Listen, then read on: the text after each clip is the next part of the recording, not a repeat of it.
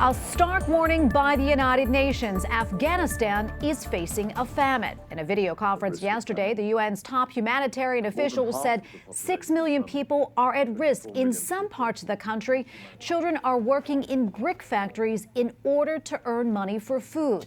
These dire developments come on the one-year anniversary of the official U.S. withdrawal from Afghanistan. Today, in part two of our interview with the country's first female mayor, I talked to Azra Jafari about what life is like now in her home country under Taliban rule and her hopes for Afghanistan's future. The journalist or the media, social media, it is completely stopped. People cannot talking with the media. Journalists cannot, they cannot interview very, like a freedom of speech. There is no in Afghanistan right now. Human rights is no human rights, no minority and ethnicities group rights. And then no job, there is no job, no money, no food. So all this is no system, no. In Afghanistan, the system, it is the, like a government, judiciary and legislative, everything it is go down right now. Is there any hope over there for the people of Afghanistan? I guess what's your hope for them? For this for right now and what kind of situation, there is no hope. I think every countries, every people who are, if they think the Taliban brings some changes in Afghanistan, if they could do something during this past year, this year, I think they should be bring some changes. They should be show to the international communities, international people, a little bit change, but we don't see any changes. Every day, they just trying to play with the women's rights, with the freedom of speech, with something that just they make busy the international, the community, countries. They make them busy, the journalists, with kind of stuff to avoid people thinks about what's going on in this country. People, they starving. People, they dying.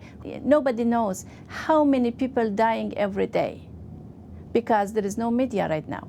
How do you feel looking at your country now, what's happened, how things have changed? How does that make you feel? You know, I work for that country. I belongs to that country. Even the Taliban, even the nationalist people, they think Hazara is not belong to that country. Always they told them. We are the native of that country.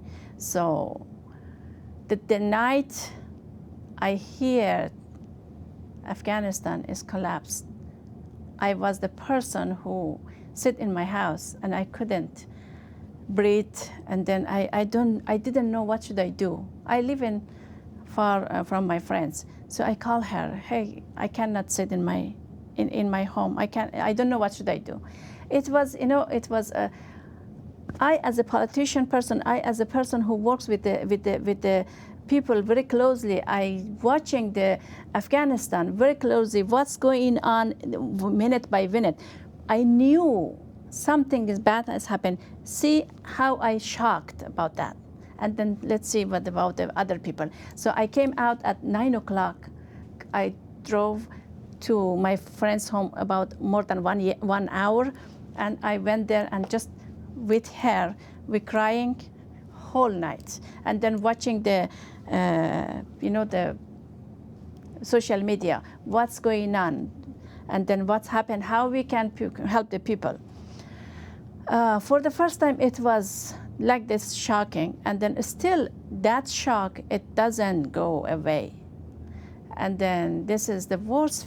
I can, you know, sometimes you cannot explain how you feel. You have to be from Afghanistan. You have to work there. You have to belong to that country that you can feel how hopeless I am after 20 years, full of hope, full of energy. Still, with all this going on, still we're thinking, one day we will go back and we should build that country again. We should bring hope back to that country. But this is not going to happen without any supporting. We need our another support of the international allies, friends who thinking our pain and then support us to rebuild Afghanistan again. We have to take back this country from the extremists, from the radicalist people like Taliban.